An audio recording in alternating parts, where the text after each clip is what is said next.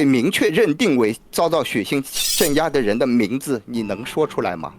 解放军在8964过程中被暴乱分子枪杀、剖腹、火烧，有名有姓。你们的行为证明了8964的正确性。8964，香港人对中共失望，宁愿相信外国势力，也不信任中共。8964不去镇压天安门的学生的话，就可能不会搞成这个样子了。中年的香港人呢，他们经历的是感应好的时代，不用再帮颜色革命洗地了，好不好？你不用再去帮周庭还是什么美国代理人，为什么要帮殖民者美化？你到底是不是中国人？到底是谁让香港人落入到没有居住正义，然后生活不好？你要什么人权是自己悟出来，而不是美国人教你什么人权你就悟什么人权。Ladies and gentlemen, welcome the host. 那么多香港人仍然去投票支持外国代理人呢？我认为跟香港的历史有关吧，就是中共也有一些地方需要反思的。原因就是8964，就是让很多香港人对中共失望。改革开放之后呢，有可能相信邓小平是会推一些民主化改革的那个司徒华吧，是在8964之前就是跟中共有一个密切关系嘛，传言他还是中共地下党员来的，但是他8964之后呢，他就成立了支联会，表示支持那些民运学生的，造成香港人仇共，其实是中共是有一定部分的责任的。还有就是港英政府在6·7暴动之后呢，都积极改善香港的民生，例如推行那个居者有其屋，就是以比较便宜的价格卖给那些比较中低收入的人去买的房子。政治体制改革就可能会对说港英政府之前也很坏呀，那其实我是承认的，就是大陆那些中年人可能会比较支持中共呢，因为过去中国的经济发展比较快，就是中国高速发展的受益人们，所以他们对老共就是会支持老共。然后可能会比较大年纪的，他们经历的文革头30年嘛，他们就可能会觉得老共是很坏的，就是人的立场就是根据他们的经历而决定的。而且中年的香港人呢，他们经历的是感应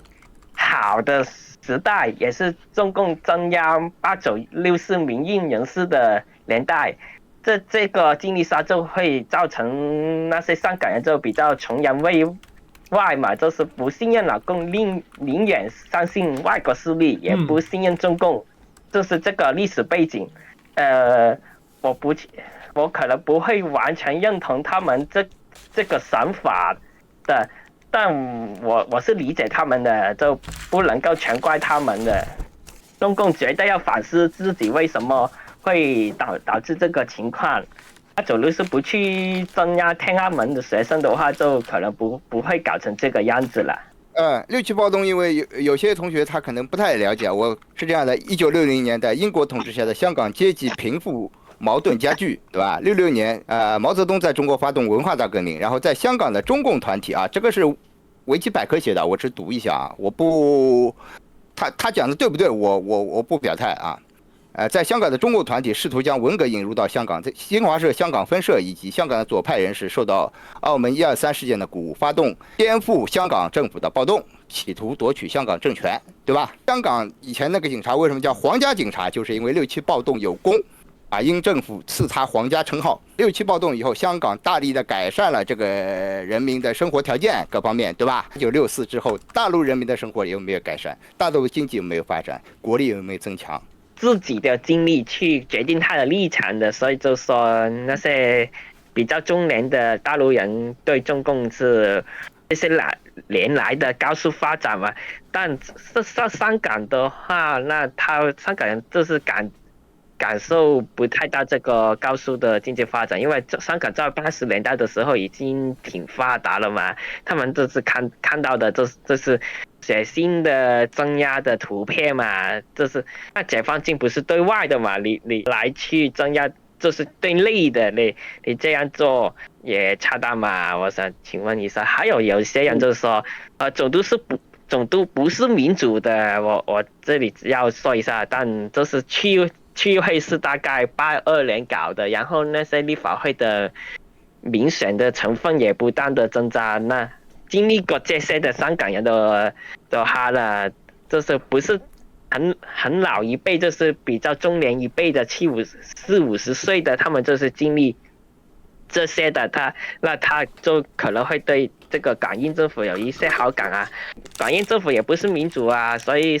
中共也不像民主啊。我就想请问一下，那大清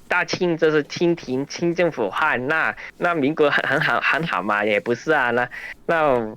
就是说你不能够抽成论了，就是说港英政府害就不代表中共有这个合理性的存在的。这个血腥镇压，对吧？我想请问一下，遭到血腥镇压的人，被明确认定为遭到血腥镇压的人的名字，你能说出来吗？我这里可以马上搜给你，或者你自己去搜。解放军在8964过程中被暴乱分子枪杀、剖腹、火烧，大概有10几20个人，有名有姓。然后我再问你一件事情，我们举个例子啊，假设67暴动成功了，香港被这个当时的这个左派也好，共产党也好拿下来，你肯定会觉得香港后来就肯定就不行了，这个对吧？那我反过来问一句，如果8964那些人成了，中国被颠覆了之后的那些人民生活提升、国家发展还有吗？还会不会有？对吧？我们将心比心来推论一下嘛。你知道大陆人对反送中你们那边闹事情是怎么看的吗？大陆很多年轻人觉得你们的行为证明了8964的正确性。认同懒洋洋几点哦，就是美国的话呢，不可能为了别国的人权而牺牲。这个人权到底你要什么人权，是自己悟出来，而不是美国人教你什么人权你就悟什么人权。以前香港都有这个毛病哈。首先我认同懒洋洋的就是这点，其次我想问一下懒洋洋，如果说国安法的确很伤害了香港的司法体制，因为它不是由独立的司法机关来完成检控啊等等的审判的程序，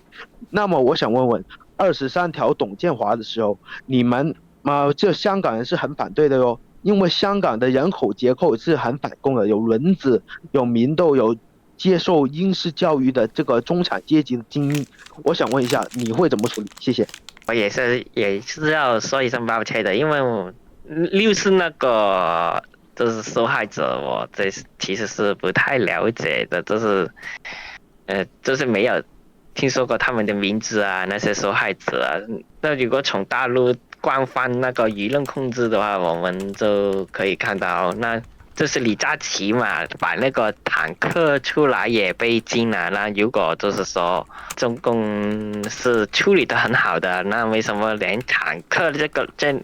也不允许，就是不允许大家去讨论啊？第二就是说23条吧，就是慢慢的来吧，可能中共可以，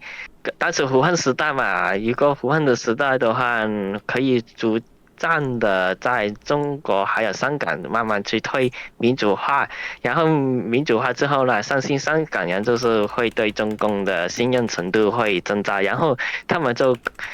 可能会对中共的一些政策，包括那个就是来自官方的政策吧，例如这个23条也接受程度，我相信也是会变高的，就是要慢慢的来吧。我这边想请教蓝洋几个问题。首先第一个，我个人也不太喜欢，就是把香港的一国两制跟台湾这边的一国两制基本上混杂在一起，它是一个对照作用或是一个建议作用，所以这个东西我没话可讲。可是我今天想问你一件事，你刚才有一个东西我完全搞不懂，你说什么大中华主义？请问一下，你现在香港到底是不是中国的土地？你是不是中国人？你可以不喜欢中共统治，你可以认为说中共统治如果影响到香港老百姓居住正义什么东西来讲话，这个东西我没话可讲。可是我今天完全搞不懂一件事，就像我台湾这边最痛恨就是为什么要帮殖民者美化？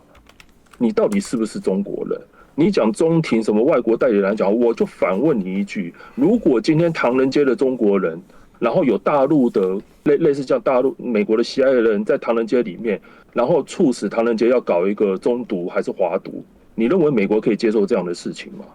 然后你有机会的话，我也希望你好好去调查一下，就是说，到底是谁让香港人落入到没有居住正义，然后生活不好？然后你刚刚也讲过，民主派的这些人也当选过，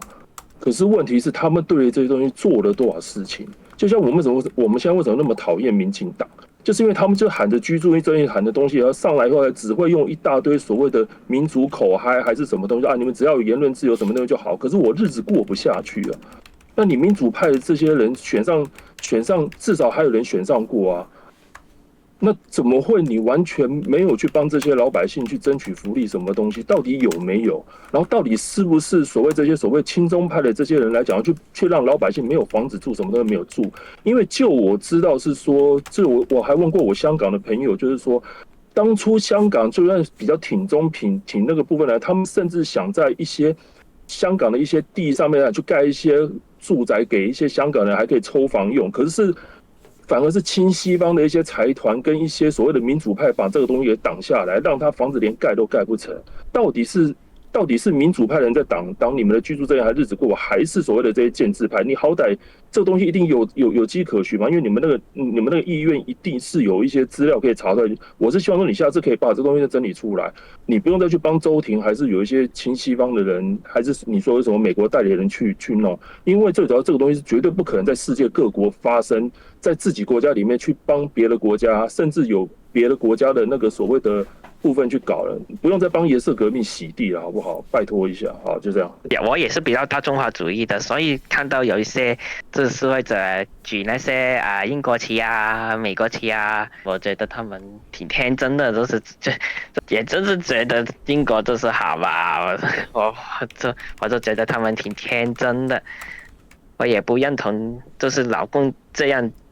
的处理的方法，中国的处理方法应该是要把这些人转变到自己的阵营，而不是去就是说打压他们的，就是俗话说得民心得天下嘛。对中国的认同感，就是对中国人身份的认同感，就自然会提高的。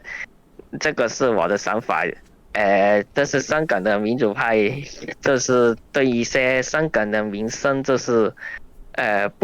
就是不积极去处理香港的民生，你去批评那些民主派，我是同意的，因为这是你的言论自由嘛。